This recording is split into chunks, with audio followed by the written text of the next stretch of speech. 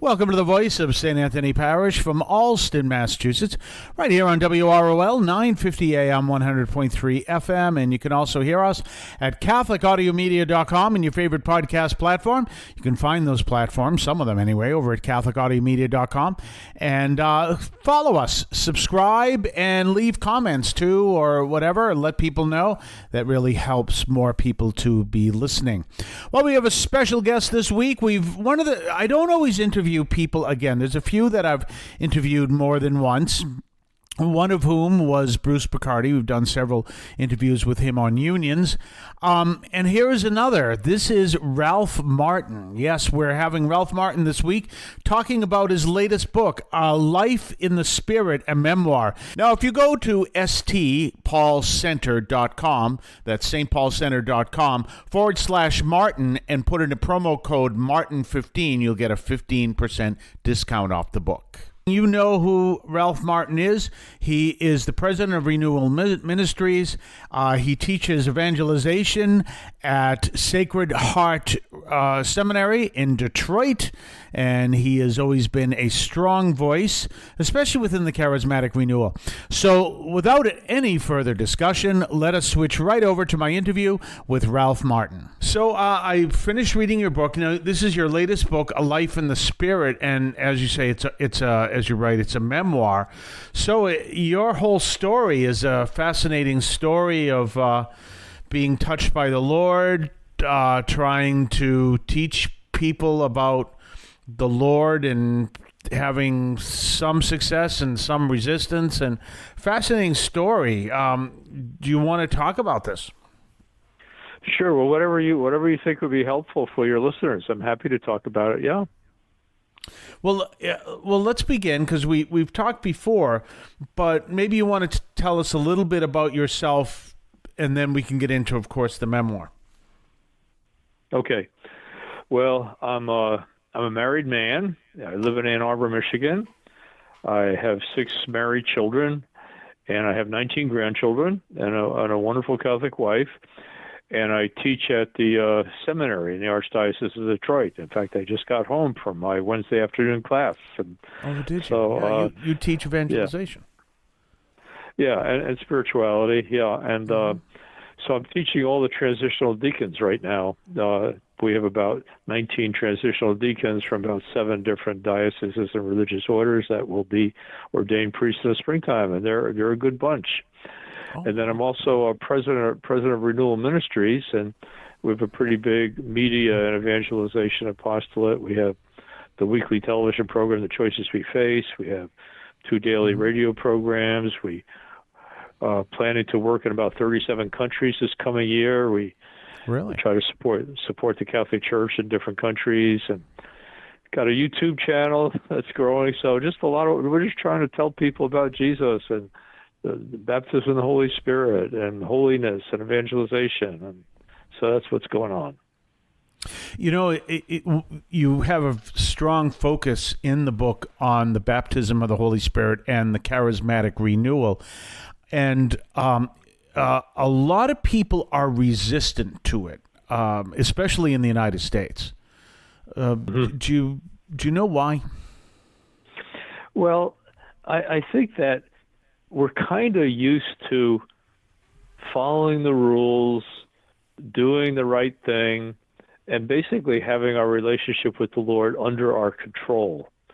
And of course, when we encounter Christ and make a reasonable response to him, we're kind of turning our life over to him.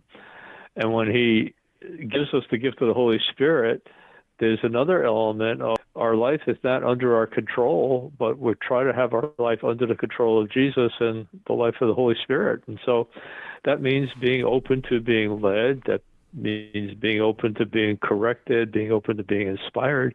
There's a lot of Catholics that aren't used to having that living relationship with the Lord. They maybe have a dutiful relationship, but in terms of actually having a communication with the Lord, they're not used to that. And so that's really what's at the essence of the charismatic renewal, is sort of having the graces of the sacraments of baptism and confirmation come to life, stirred into a flame, and really to just being a new dimension to our life. Now, Also, people are a little freaked out by, unusual gifts, like speaking in tongues or healing or prophecy. Although I must say, everybody seems to be getting more interested in healing. There's more and more healing services all over the place, and even at the Eucharistic, convocation in Indianapolis this summer, I would say that everybody in some way felt okay about praising the Lord and raising their hands and singing contemporary praise and worship music as well as other music. And so I would say that the charismatic renewal is making inroads in the culture of the Catholic Church. That's fascinating. And you said something that I've kind of been teaching along as well. Just, that might be the Holy Spirit, because the two of us are saying very similar things. That in the American culture, control is key. Yeah. And I was explaining to him, I says, go home and look at how many things you have at home that allow you to control everything from the TV remote to remote control to controlling the temperature in your house, and even long distance control that way, and everything else. So our culture is all very much rooted in control, even internationally, as a government. And you're right. All of a sudden, you have to turn around and say to the Lord, "I want you to have control." And then if you add tongues, that can terrify people who are used to, no, everything has to be just a certain way. Yeah, no, that's really true. And it isn't like speaking in tongues is the be-all or end-all. It's just another useful dimension of prayer. But for a lot of people, it's kind of like a symbolic kind of block to the kind of letting go that we need to do in order to really follow the Lord as a disciple. I'm always amazed of the intense negative reaction I will see or mention or find when the charismatic renewal comes up.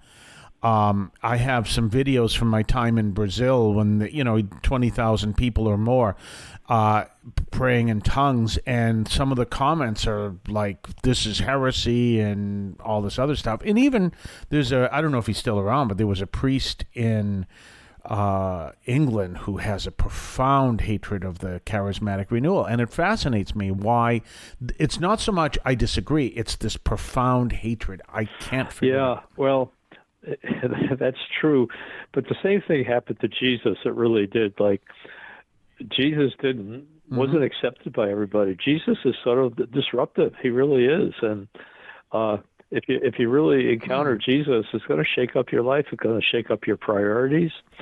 Jesus says pretty shocking things like, "Unless you love me more than mother and father, you're not worthy to be my disciple." Now, most people, if they pay attention to that, are going to be shocked, and they should be shocked. That's kind of shocking. Jesus is saying, I need to be the primary value in your life. I need to be the primary one you look to, even more than your closest human relationships. And it isn't like he doesn't want us to love our mother and father. He does, but he's got to be in the center. He's got to be the Lord.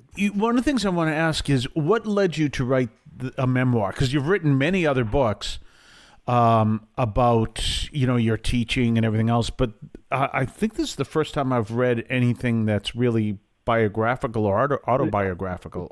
No, that's true. And what happened is that over the last several years, I've been sharing more and more about my own personal encounter with the Lord, my own spiritual journey, and people have said, that's really inspiring. You ought to write that down. And then Scott Hahn, who's at Steubenville, who's the publisher of some of my recent books, said, you really ought to do a memoir. You've reached the age where you've got a lot to talk about, and the journey that you've been on is inspiring, and you've encountered things that most people haven't, and it would be really encouraging for people to see the hand of the Lord in your life. So that was basically it. And then I felt like, I'll give it a try. I had to wrestle with whether I should do it or not.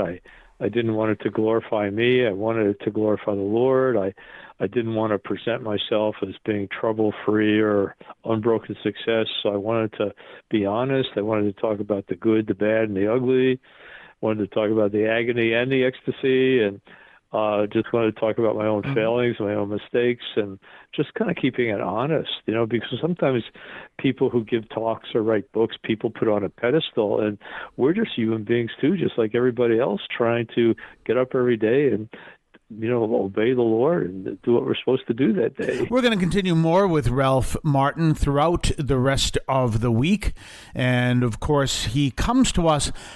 He's been talking all over. I guess he was on Matt Fradd's show last week. We were going to have a talk, and then he was on Matt Fradd's show. I haven't caught that show. To tell you the truth, I usually don't watch Matt Fradd because if you ever notice, we're only doing 13 minutes here. He goes for 3 hours. And it's not that I have a problem with doing 3 hours. I have a problem watching 3 hours. So maybe I'll catch little bits of it at another time. But in any case, this is, of course, Ralph Martin. He's the president of Renewal Ministries. He really has some discussions, and we're going to be talking about this week about one of the things, and I bring this up, one of the things of how much the charismatic renewal, especially here in the United States, tends to have a lot of resistance. A lot of people don't want to hear anything to do with the charismatic renewal. And of course, Ralph is very much deep into the renewal as well. And of course, I'm part of Consal Nova. We talk about that, but I'm part of Consal Nova, which also is connected to the charismatic renewal in Brazil. And in any case, we will be back tomorrow and also Thursday and Friday with Ralph Martin discussing this book. Remember, it's A Life in the Spirit, a memoir published by Emmaus Road Publishing. And you can find their website at emmausroad.org, but obviously it's available at Amazon and Barnes & Noble and other places as well. So remember, it's A Life in the Spirit, a memoir by Ralph Martin. We'll be back tomorrow. Have a blessed day. I want to call your attention to Catholic TV, which offers great faith-filled, family-friendly programming 24 hours a day. You can find your cable channel at www.getcatholictv.com, and you can watch online on the free apps or check out the YouTube channel. Daily Mass, Rosaries, the Divine Mercy Chaplet, and the Our Lady of Perpetual Help Novena are all available online and on demand. Check out catholictv.com. If you're searching for a meaningful spiritual experience, look no further than St. Anthony's Parish in Allston, Massachusetts. Join us at 43 Holton Street in between Soldiers Field Road and the Mass Pike.